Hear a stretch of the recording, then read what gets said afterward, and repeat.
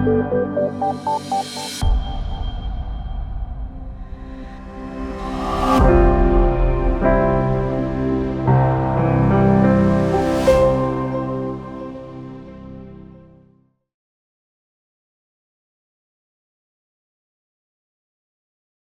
welcome to the idtalks.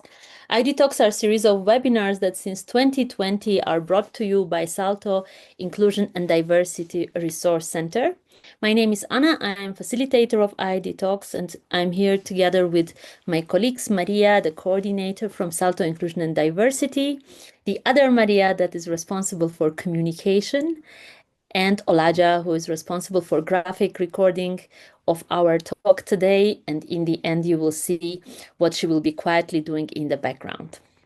The season of Spring 2026 is devoted to intergenerational solidarity. It's a topic that is becoming quite popular, and we are all trying to make sense of it. In Spring 2026, idtalks explores what intergenerational solidarity and intergenerational dialogue are. We are trying to create space for exploring different concepts, and also later in the season, looking closer into some existing good practices that we can all learn from. Every 2 weeks on Wednesdays, 1 p.m. Central European Time, we are discovering a new topic, a different one. And today we are talking about ancestors and offsprings. Maybe in the brackets, I have to say, this is the one I was most looking forward to, because it is uncovering a lot of concepts and a lot of definitions that for me are something that are new, and I'm very much looking forward to learn. How are we all connected? Why is it important? What is human ecology, and how does it relate to intergenerational solidarity? What can we learn from the earth as an elder, and why memories and stories are important, and how they can help us reflect on existing narratives and reframe social views?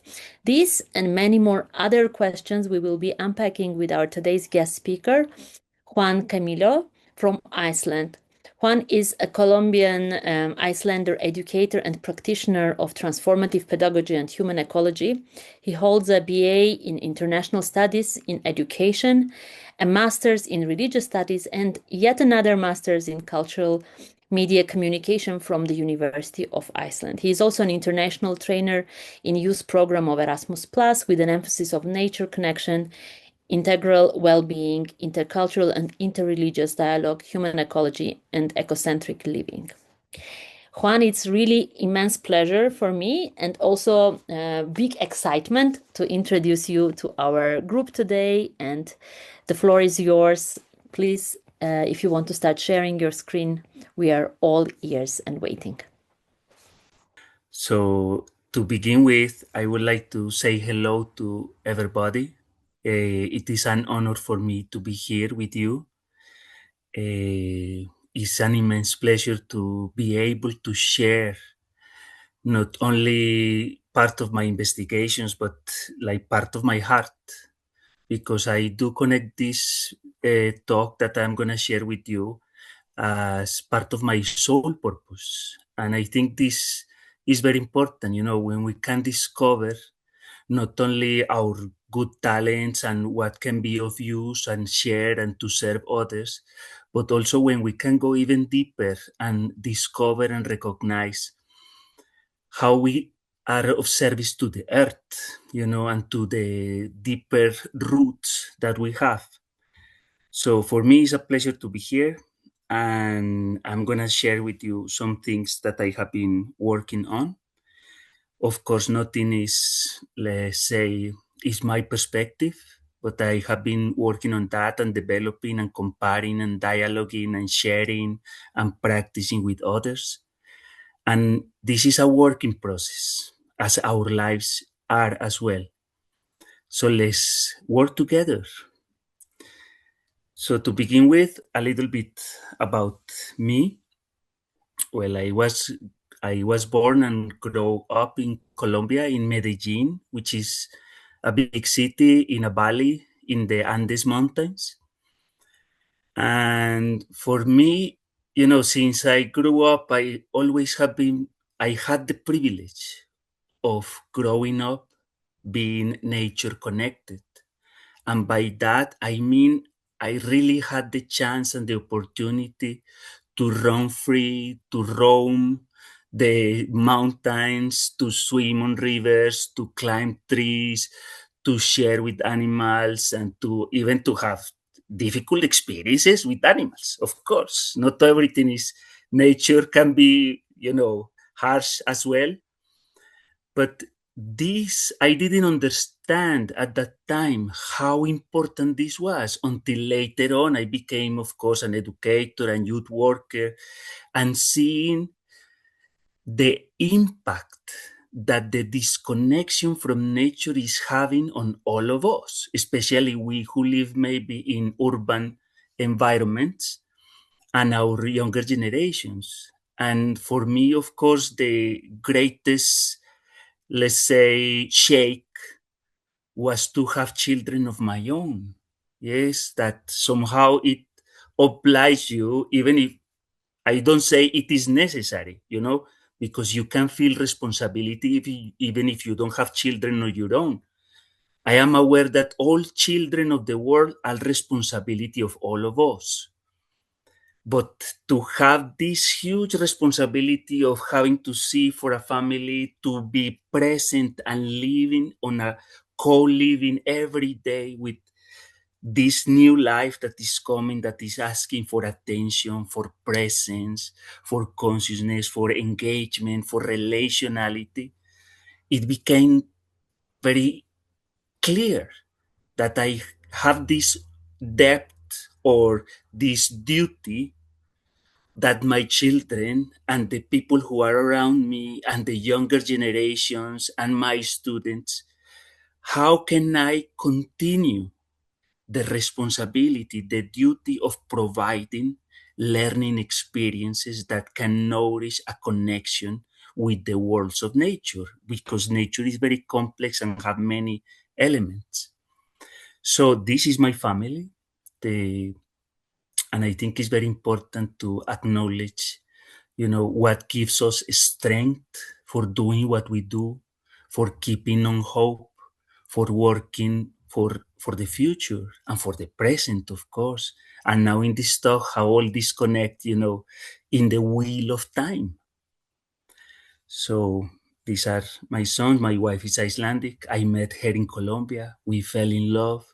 We traveled South America. And I will say I found the person nearest to my soul, and she was from far away. And that's amazing as well, because this also confirms my sense that we are children of the earth. This idea of distances, of separation between boundaries or nations and so on, is a construct, is a human construct that can be changed. We can expand our understanding, we can grow up, we can mature, we can sober up, and we can shift paradigms. So here is the example, because we can all recognize that we are living in a paradigm where the human being is at the top of the pyramid. And somehow we have been conditioned for many, many years. And there is another discussion for how long has our civilization been on development based on the separation and the superiority and the exceptionalism of the human being, especially the male, and how this has influenced all the way we have built up our systems and the infrastructure of the educational system, of the governmental system, of the commerce. Like almost everything has been shaped or conditioned or influenced by this idea that we humans are separated from nature, that we are superior, that we are the ones who are intelligent, that we are the ones who are made to profit from the exploitation of the environment. All these ideas are based on this core root of a sense of separation. And there are people investigating where these thoughts come from. And for example, for the Hunikui in the Amazons, they describe this as the root of colonization. not the oppression or the occupation of land. These are, of course, impacts, but the root is this sense of separation from each other, from nature, from our responsibilities towards the whole ecosystem that has created a kind of, they don't say it's not psychological, it's neurophysiological. Somehow this imposed sense of separation shapes our perception in a way that we can really, imagine or sense ourselves as what happens to you doesn't matter to me. And this is crazy.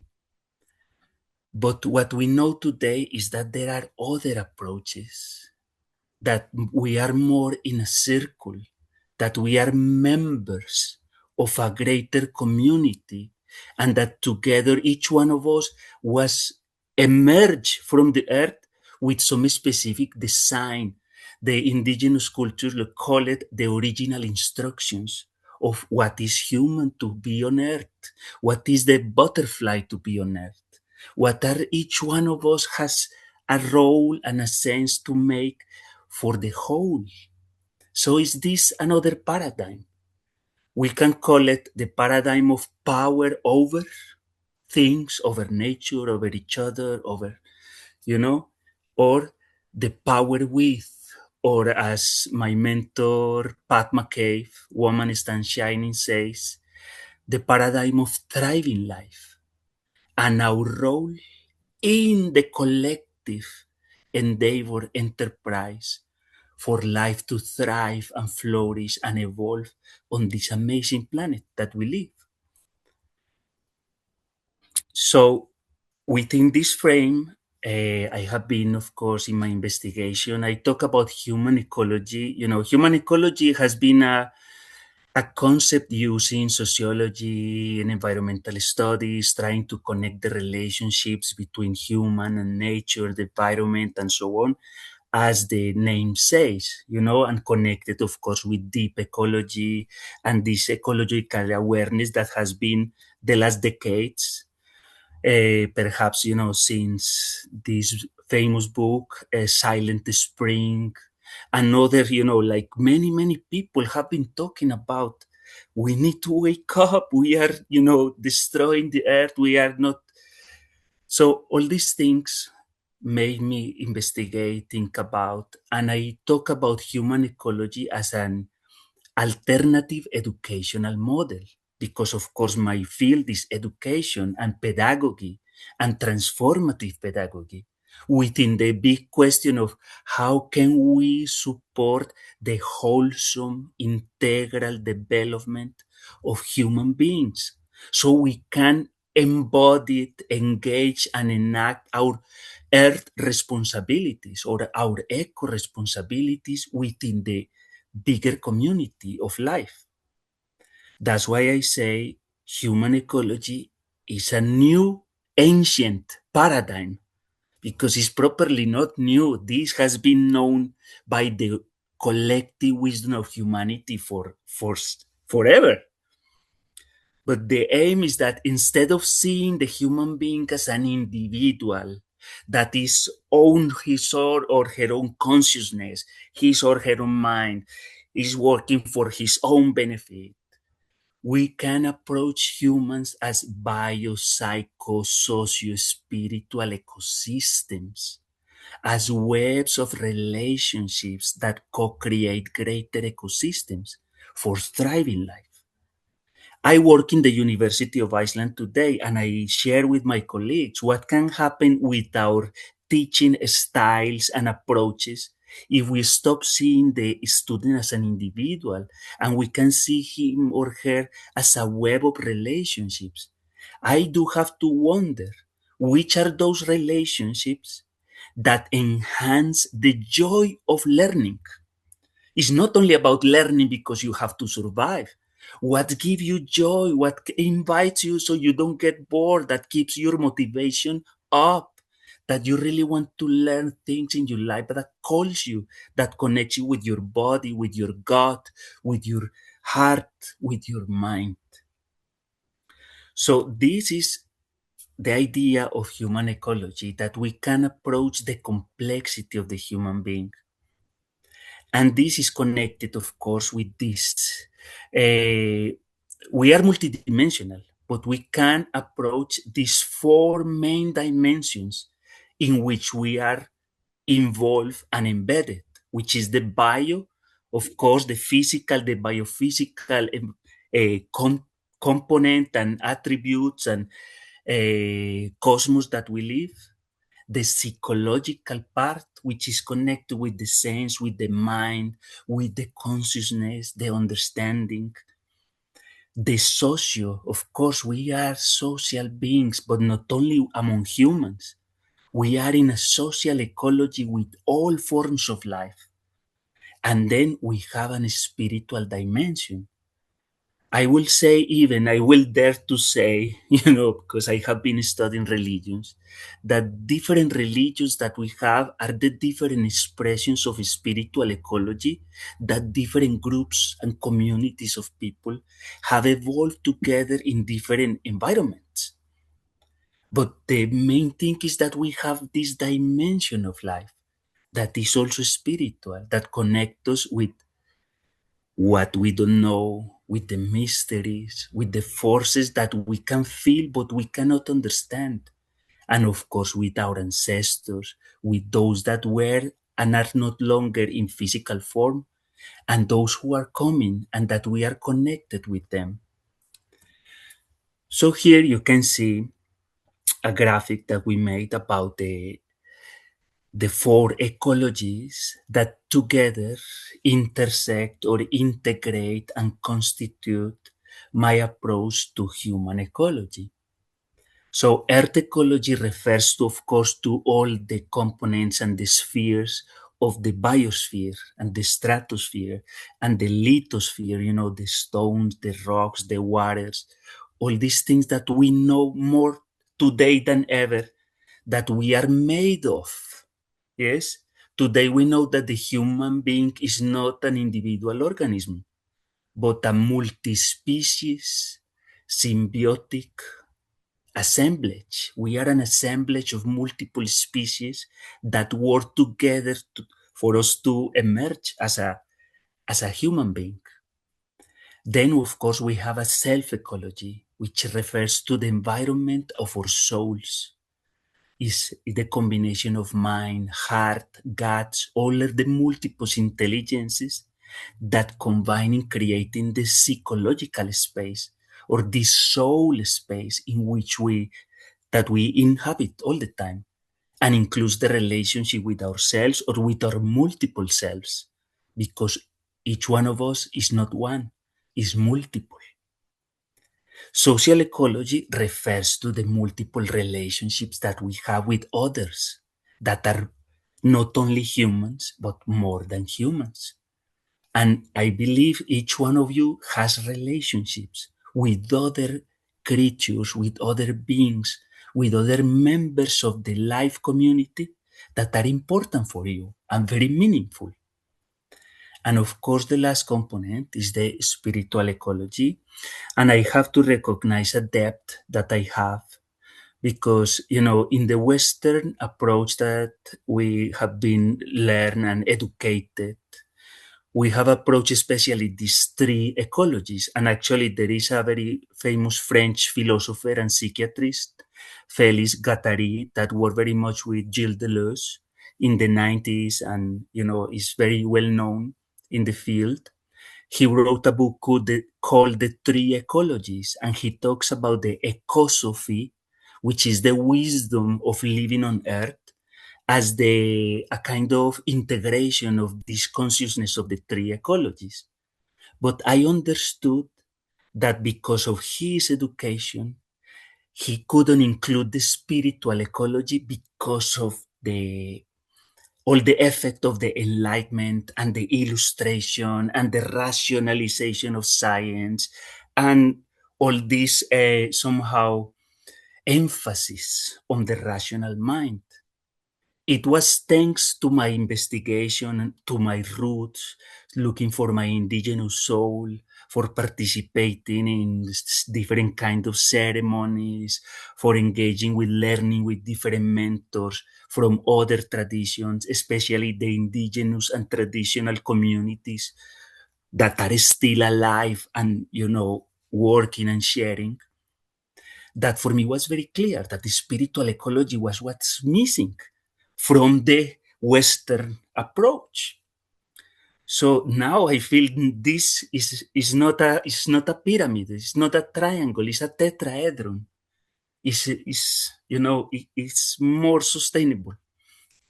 So this is the understanding that I have. And of course, because of the thematic of this topic today, which is about ancestors and offspring, I would like to elaborate then more about my own understanding of spiritual ecology.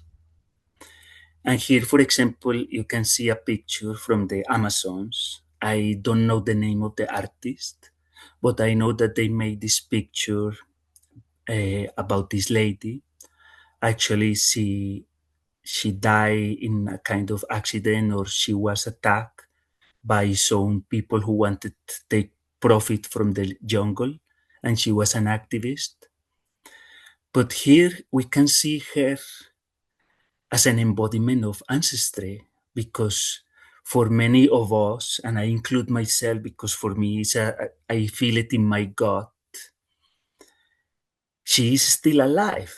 She may have disincarnated or disembodied her body, but her teachings, her spirit, her endeavor, what she left is still very much, even much more alive and beating and, strong than ever. And as you can see, she is surrounded by the spirits of the jungle. And we know what's going on there. So, spiritual ecology, to begin with, expands this sense of relationality that is more than what we can perceive with our physical senses. But we all of us can perceive other things with other parts of our bodies. And we talk about the gods, we talk about our hearts as having also a sense or conscience that is aware of all the presences that are surrounding us and that are nourishing ourselves. So this is part of that. Of course, it includes a kind of awareness and respect regarding the places with different kind of energies. Also, how do we keep some protocols regarding some spaces that we come in? That's why it's so important to have some shrines or some small altar in our homes where we can have our own rituals of honoring in our own way what is important for us. That's why it is important to connect with respect, with gratitude, with all the elements that made life possible. So all these things and endeavors and behaviors and senses are part of what spiritual ecology is and can be. And not only that, it's also our relationship with our ancestors. And here is very important because our ancestors is not only our blood ancestors, the people who where we come from as a DNA, because our ancestors are much more. We believe and we understand that we are not individuals, but ecosystems and ecologies. Then each one of the members of our family was not also an individual, but an ecology, a web of relationships that was incarnated in a face, in a body, with some integration of practices. But we can think of ourselves as individuals. We can even believe we are individuals, but we can never be individuals because we are ecosystems. So this relationship with those who have nourished the way we live today is very important, and we can look around us And there are still many practices that even in the Western tradition, in the Christian tradition, we still have different ways to honor that who came before us. And with gratitude, with different practices, we acknowledge them. And of course, we can look, for example, at Mexico, and the practice of the Day of the Dead, where people decorate and expect, and it becomes available to connect differently with those who are not present any longer. So, this for me is also important because a component that I believe has to somehow be renovated, which are the grieving practices. Because to grieve in from the tradition that I want to understand or connect with, and is based on the work of Martin Prechtel, among others. He wrote a book called The Smell of Rain and Dust, on Dust, Grief and Praise, where he described very importantly how to grieve is to transform the pain of losing what we love into beauty and honor for what we love so much and we have lost and we are bound to lose. So it requires a kind of maturity and soberness. And as we notice around us, in many ways we are grief deprived. And this is very serious because if we don't learn to grieve properly and we don't somehow reinvent different grieving practices that are feasible to do in our communities and our environments, there are things that keep on unresolved, that are left undone, and that somehow we, through grieving practices, through praising and loving and singing and transforming consciously pain and the emotional grief into beauty, then we are less. And this is very important from an spiritual ecological position or approach. So when I describe this process, I talk about co-living with our ancestors. So I'm gonna read this for you. This is a page that I am still writing, and it's part of what you are gonna receive when we finish. Some days afterwards. Is co-living with ancestors implies not only the awareness, but conscience, which is the wisdom from the heart of belonging to life, that we remember our allegiance is to life. That's why we talk about supporting the shift from egocentric ways of life to ecocentric ways of life. So, conscious of belonging to life, of being a member of the living community that has emerged from earth as a living being that is traveling with, journey through the cosmos. So ancestors are all those beings, becomings. I Bayo Akomolafe, one also of my mentors, who is a very well-known public speaker, he talks about ancestors not as persons, or elders not as persons, but as presences. An elder is a presence, and a presence is a becoming. So ancestral all those beings, becomings that are nourishing our dreams, our undefeated hopes, our connection with the collective wisdom of our species in resonance with the wisdoms of nature. And for many traditional communities, their ancestors are clearly not only humans.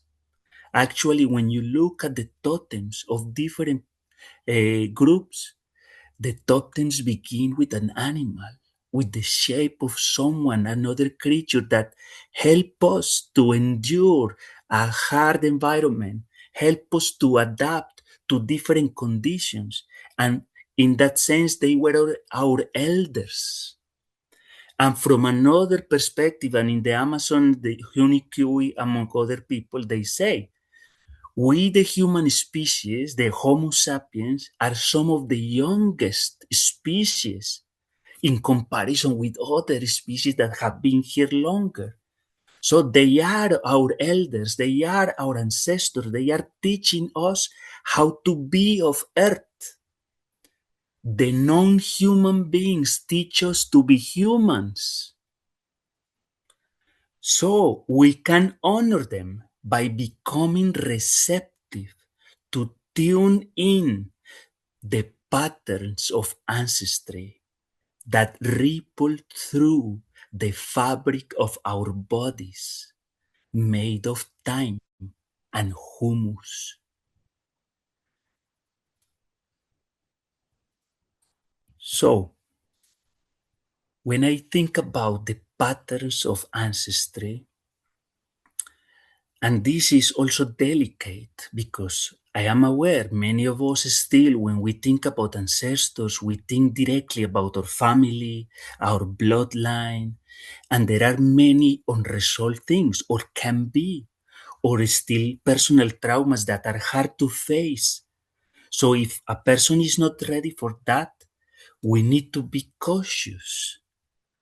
But nevertheless, we have deeper roots and we can even explore other patterns of ancestry that can help us to prepare to face the other patterns that might need more strength and wisdom from our part.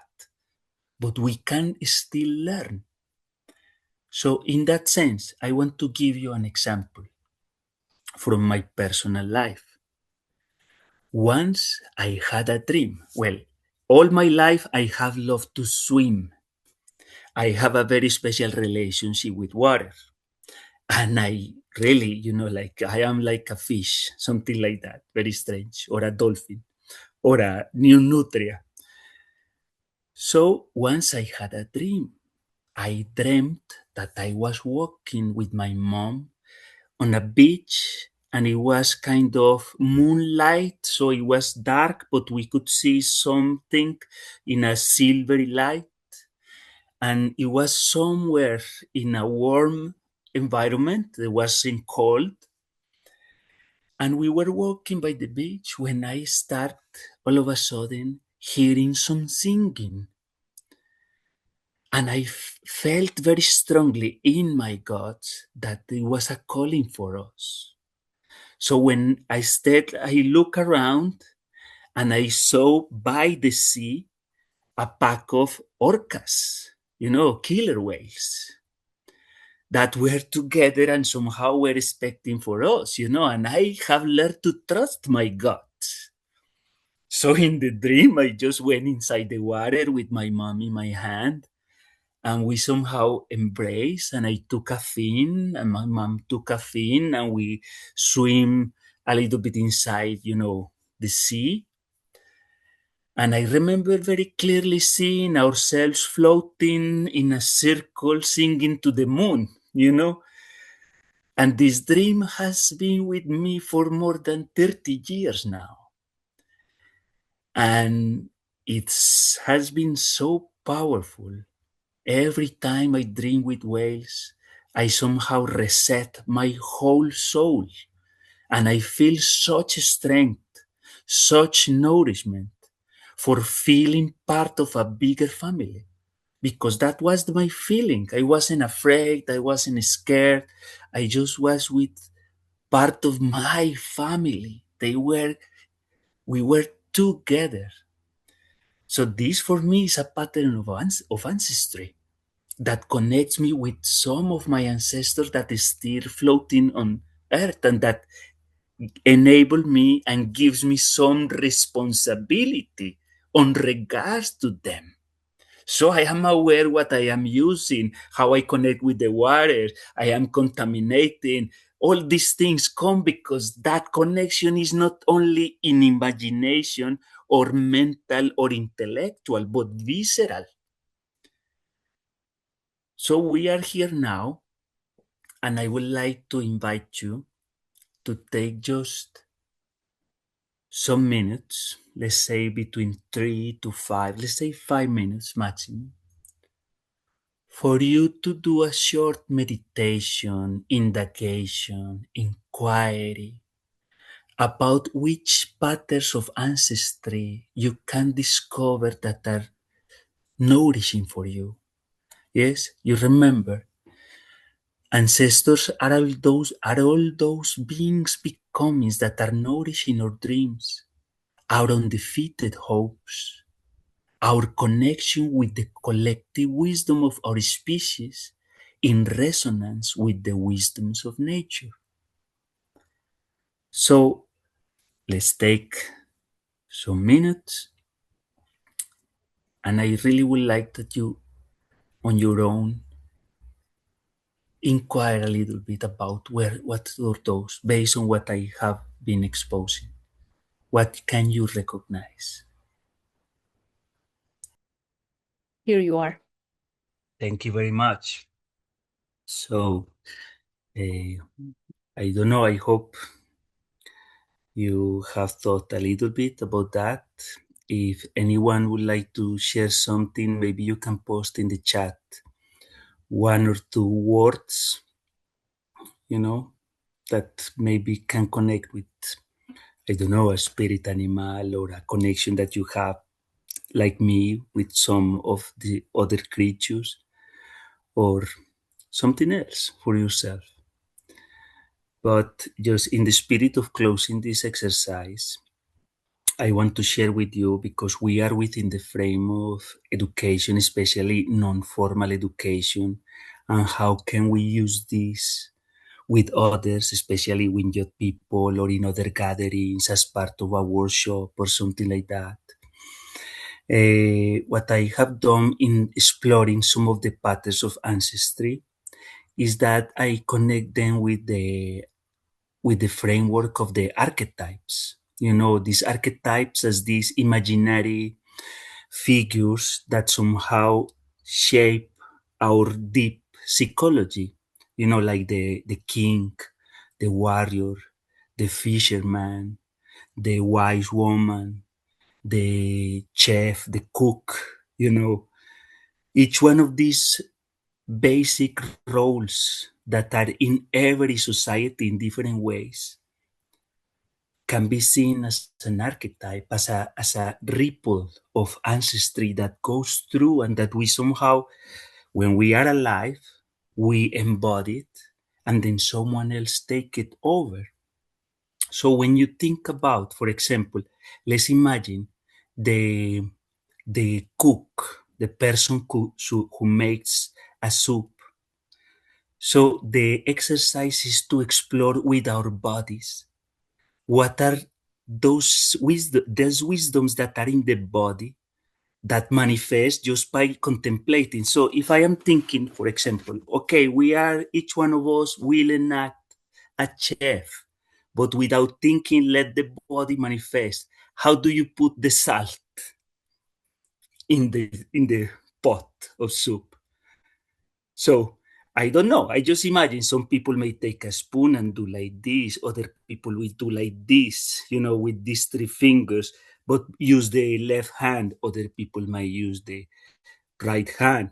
You know, how the body prepares. Do you use like this? Do you do like this?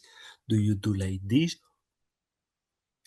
How the body enacts the act of cooking, because this we receive by seeing others doing it, and somehow our body learns all kind of gestures, movements, sounds that doesn't belong to us, that come through us.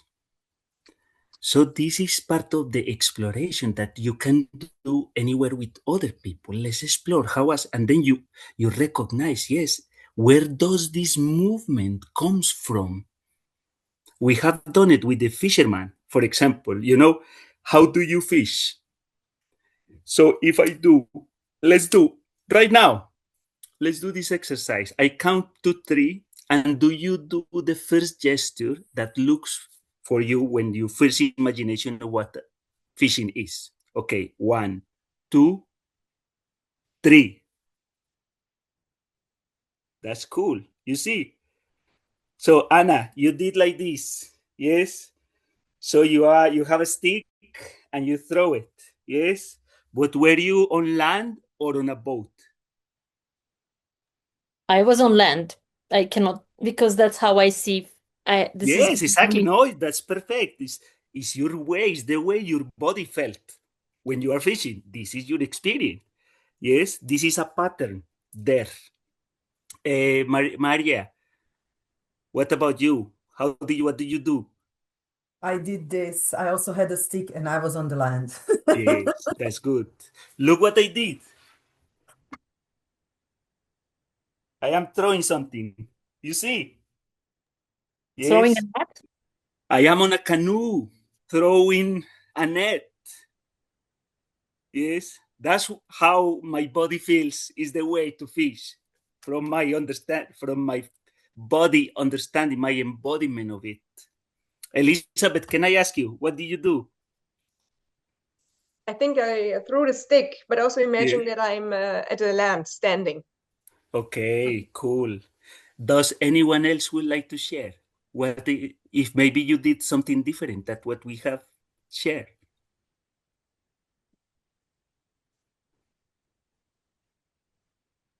Okay, no problem. But this is just an example. I just wanted to share with you because there can be many ways of doing it. The way we have made bread, the way maybe we climb a tree, the way maybe we swim. Some people prefer to swim this way or that way or not swim at all, just dive. How our bodies feel inclined or invited to embody different movements and gestures are signs and clues for those patterns of ancestry that are shaping us. And it's our responsibility to become aware of them because the younger generations around us are learning from us their own embodiment practices. So if we are all the time just sitting, like, there has been some studies how we humans have diminished the spectrum of movements that we have just by becoming more sedentary. So we are either sitting or walking or, computing or digital, and we are losing a lot of movements.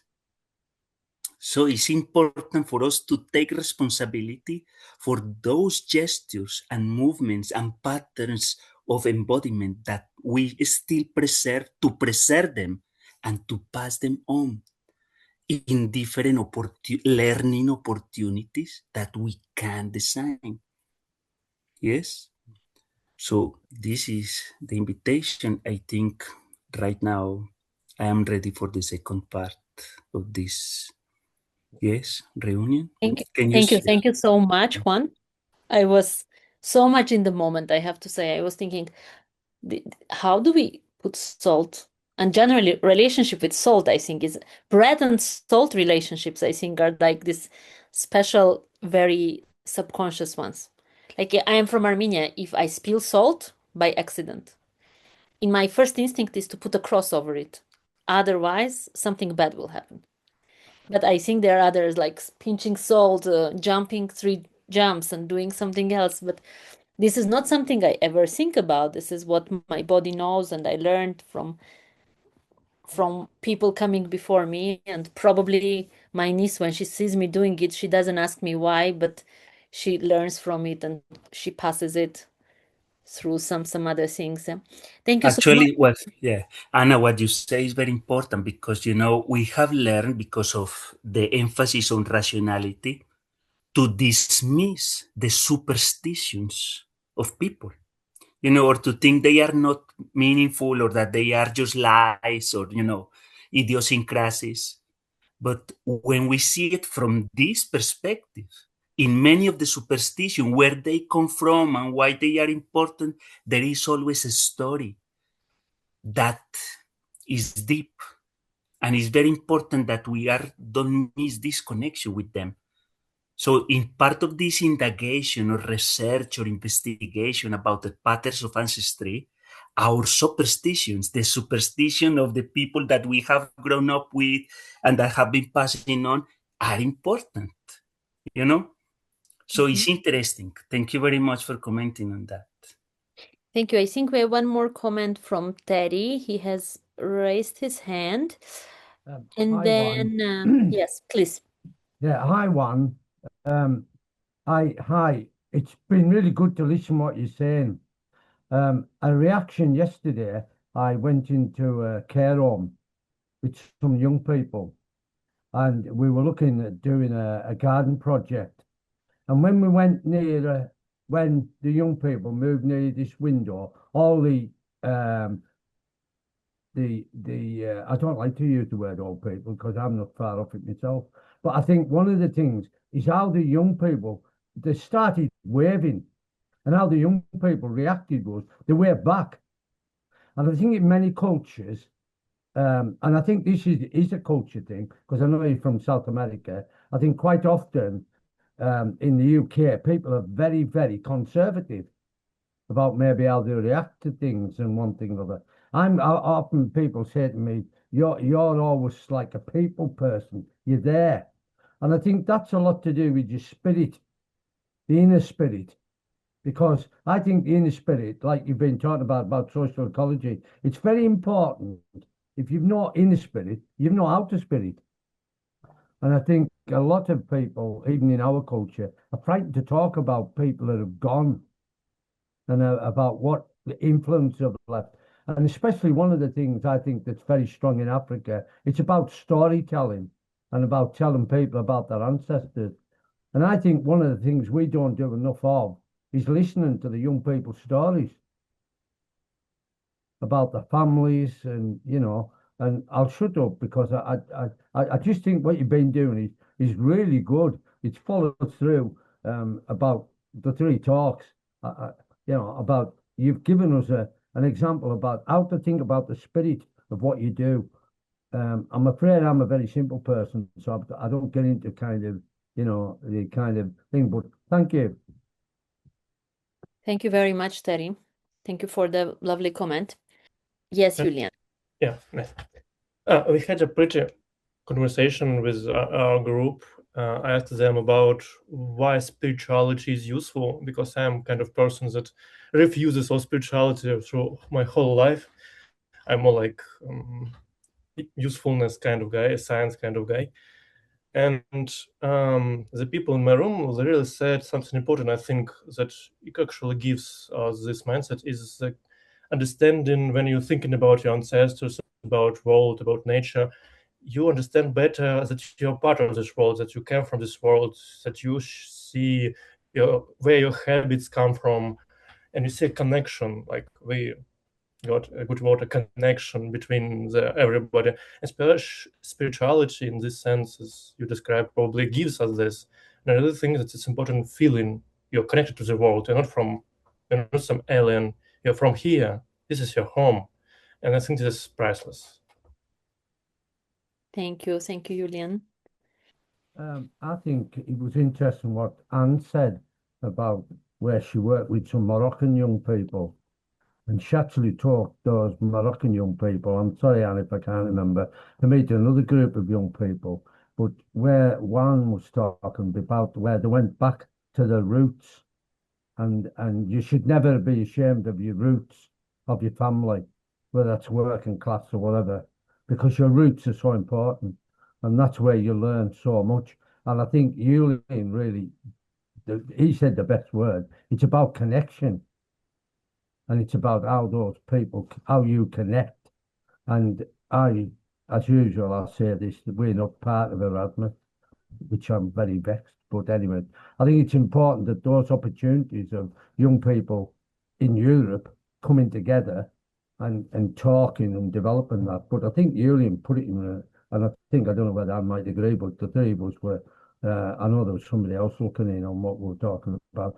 I think the main thing for me is that the third talk now has made us connect. And I think what Julian said is very true about how we connect with people and the connection. And the other thing is, I said, a smile is one of the biggest ways to connect with people. And I think the other thing is where Julian talked about his, where Juan talked about his family. Quite often people are frightened to talk about the family, where you come from, and why should you be so nervous about saying where you're from and what your roots are? Because I think roots are very important.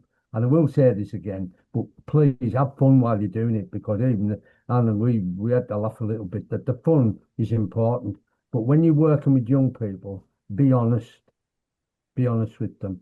And the biggest thing that always comes home to me is Africa, where they tell storytelling about their ancestors and about that's how young people learn in the villages, the towns, or anywhere. But Thank you, Terry. Thank you. It seems you had a lovely conversation in your group, and I'm very sorry I missed an opportunity to be part of it. Thank you for sharing or giving us a little bit of a glimpse into your group. Anybody else wants to? blame Anne for that. Anybody else wants to say something? So Juan, we had this one question that that Laura was putting here. I personally didn't see a very strong connection, but maybe you see something there that I don't see. It was a question about how human resource specialists can combat misinformation among young people on the labor market. I don't know where exactly this was coming from. And Laura, if you are here and you want to rephrase your question a little bit, but to me, this is a little bit about, yeah, maybe empowering young people to talk about themselves as a part of, or I don't know, this professionalism packed fear of maybe being personal, or talking about, I mean, maybe a little bit in the lines of thought where Terry was saying it, yeah, that we are very much afraid that in our job we talk about our beliefs, in our job we talk about our passions, our families, or our spiritual selves, because we really want to look professional in this Western understanding of the world. How can we prepare young people to be at one hand kind of proud and happy and open to share about themselves and this connection, but at the same time knowing that we live in this world where people are very often judged for what they would or wouldn't share about themselves. Well, I took the liberty, Laura, to rephrase your question. I hope you don't mind. Please step in if it was crossing the line. And then Maria, after Juan's response, I see your hand, I give you the floor. Well, I will say, again, we can think about a working place and we can think about the human resource people on it.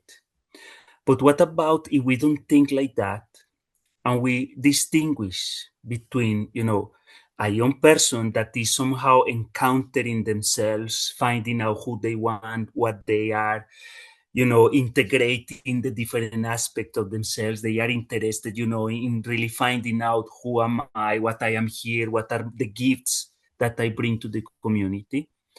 And an adult person, and we can discuss, this is another discussion and another big topic. And you can read, for example, the works of Bill Plotkin and other people thinking about this psycho-spiritual transformation that we need to live in order to become true adults, and thinking about adulthood and the responsibilities of adulthood, when we know, to be an adult is to recognize that our membership is not only to a group of people or to a nation, but to the community of life. This can be a description of what an adult is. So from that perspective, I say again, all the children and young people of the world are responsibility of the adults or the elders. Yes, how can we support this process of maturation that can transform young people into real adults, true adults, and towards elderhood, So from that perspective, the question of misinformation is very big. We know today that we are, tons of information. So it's important to distinguish. One says, if I feel I am an adult, I feel I have responsibilities towards the people around me because somehow I have some tools already on me that I have acquired through my own process of life.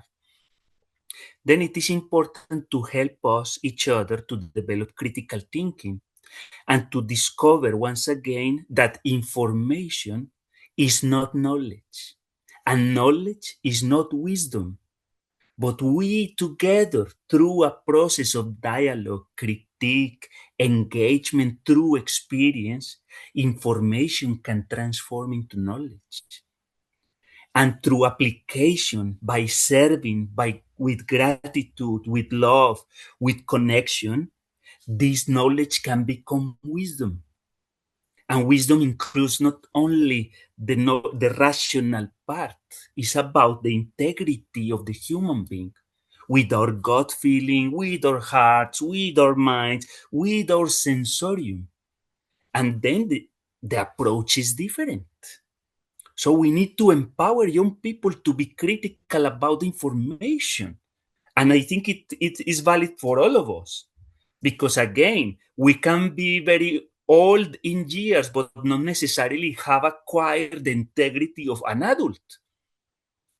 And Bill Plotkin and the people that work with him, he says, perhaps one of the biggest challenges or problems of the human being right now is that we have a great population of grown-up people still stuck in different adolescent stages of consciousness.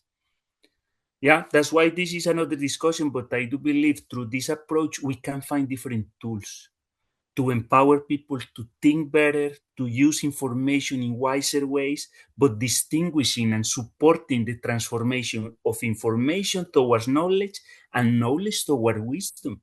That's why we can talk about eco-Sophia, yes, which is the wisdom of living on earth. I hope this gives some clues about, a potential answer. Thank you. Thank you so much. There is actually also one nice comment, possibly from the other group that didn't decide to speak, but left a comment about their discussion. From the spiritual ecology, our group discussions were about leaving something behind that keeps alive even after death. In other words, adding value to the social and physical environment. And I think it's a very, very beautiful comment. If you want to add something to that. Yes. Thank you very much, because remember, this talk is about ancestors and offsprings. Yes, so definitely, when I think about ancestors, it's not only those who were, but those who are coming. And I believe and I feel and I try to align myself with the tradition and understanding of the 7 generations.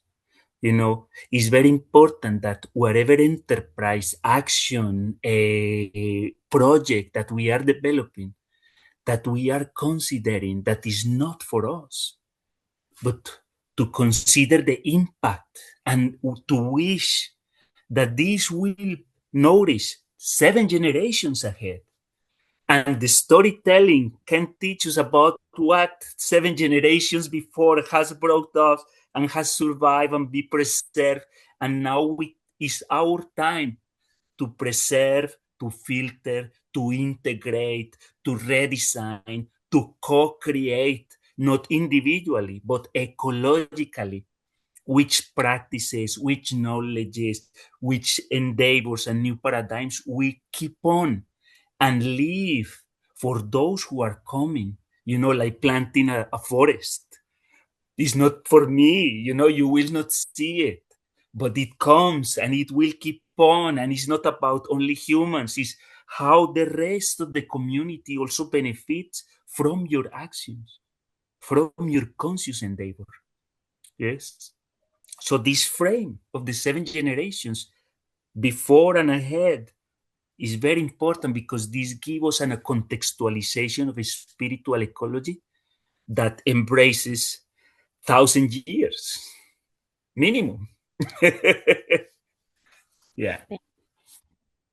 Thank you very much. I have a feeling that the discussion could just start now, but unfortunately, the time is running quite fast. And this is a good moment maybe to call in Olaja, our most talented one in terms of visuals and a magic that she's creating. So I created a little bit of an expectation over there, I know. So Ola, if you could share your screen and show us a bit what have you been capturing from today's talk.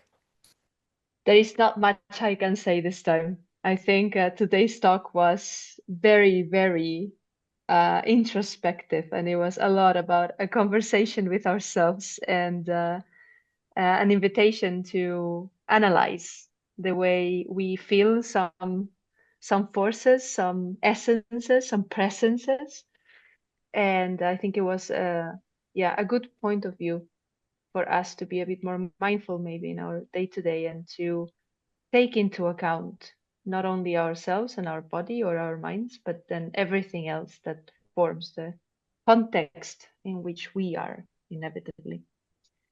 So thank you very much. And as usual, this will be a bit revised and everyone will receive the visual notes together with the rest of resources from the talk. Thank you. Thank you. Very nice. I'm happy. And you look happy on your graphic recording, I have to say. Yes.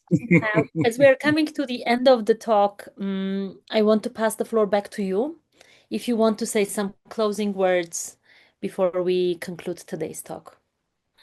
Well, I am very, very happy for the opportunity to share and to be here with you and to keep on exploring together these topics, because I really do feel this is what at least myself need to be doing every day. And there are a lot of opportunities to reconnect, to weave the connection. It's not done.